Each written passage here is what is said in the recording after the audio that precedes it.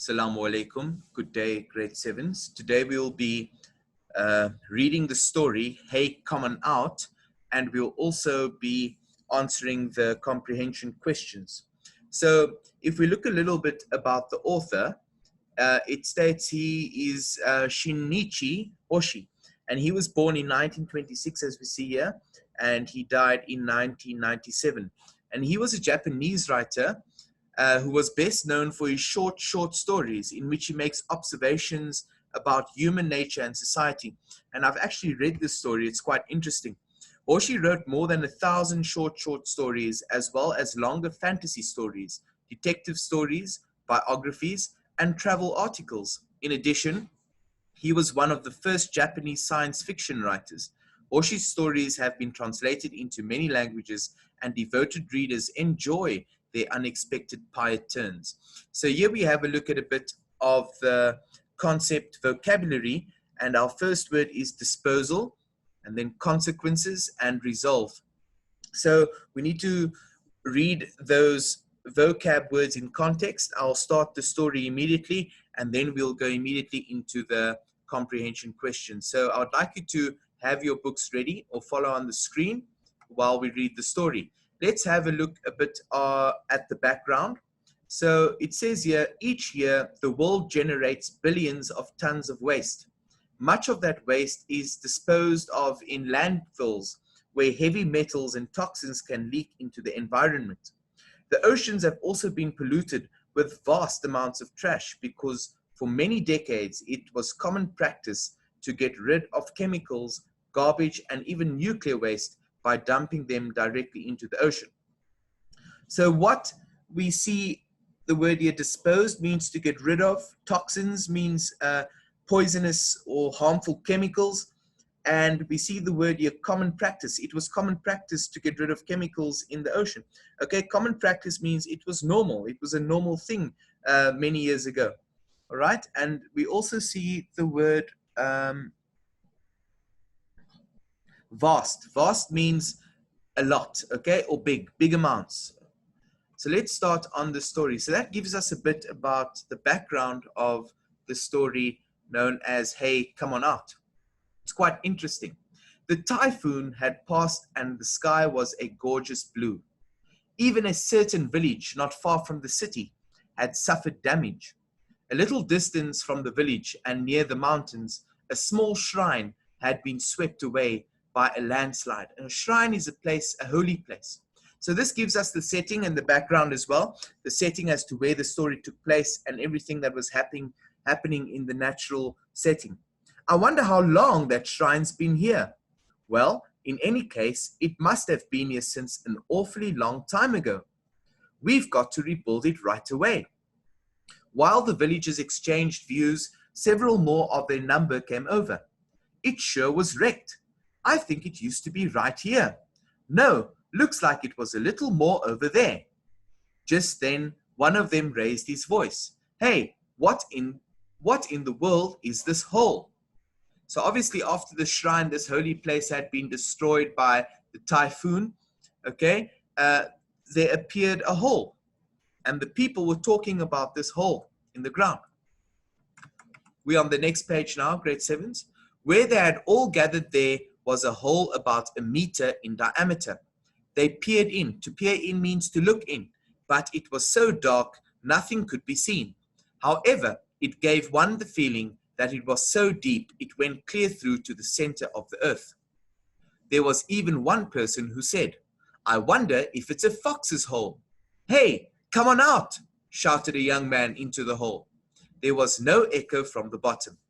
Next, he picked up a pebble and was about to throw it in. A pebble is something like a stone. You might bring down a curse on us. Lay off, warned an old man, but the younger one energetically threw the pebble in. As before, however, there was no answering response from the bottom. The villagers cut down some trees, tied them with rope, and made a fence which they put around the hole. Then they repaired to the village. What do you suppose we ought to do? Shouldn't we build the shrine up just as it was over the hole? A day passed with no agreement, so the people did not agree to build the shrine again that was destroyed by the typhoon. The news traveled fast, and a car from the newspaper company rushed over. In no time, a scientist came out, and with an all-knowing expression on his face, he went over to the hole. So a scientist appeared there, and he went to the hole to check what this was all about. Next, a bunch of gawking curiosity seekers showed up. One could also pick out here and there men of shifty glances who appeared to be concessionaires. A concessionaire is a businessman. So a lot of people came there and they were curious. It says of gawking curiosity. Here we see. They wanted to know more about the hole. Concerned that someone might fall into the hole, a policeman from the local substation kept a careful watch. We're on paragraph 17 now. One newspaper reporter tied a weight to the end of a long cord and lowered it into the hole. So obviously he wanted to put down a piece of wire or a long cord to check what was in this hole. A long way down it went. The cord ran out. However, and he tried to pull it out, but it would not come back up.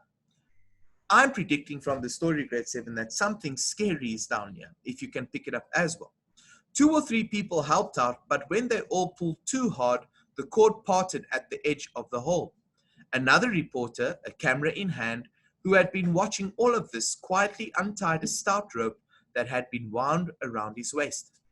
The scientist contacted people at his laboratory and had them bring out a high-powered bullhorn, with which he was going to check out the echo from the hole's bottom.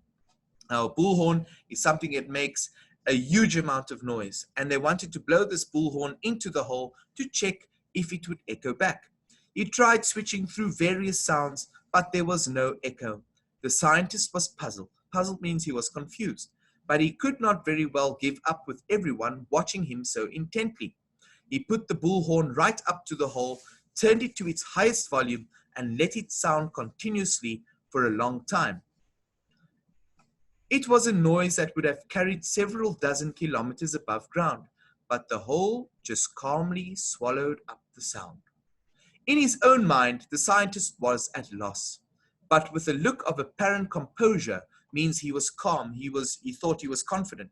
He cut off the sound and in a manner, let's go down to the next page, suggesting that the whole thing had a perfectly plausible explanation, said simply, fill it in. So the scientist decided, let's just fill up the hole with as much rubbish as we can.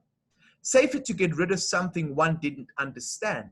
The onlookers, disappointed that this was all that was going to happen, prepared to disperse. Disperse means they were going to go away from the hole because nothing exciting was going to happen.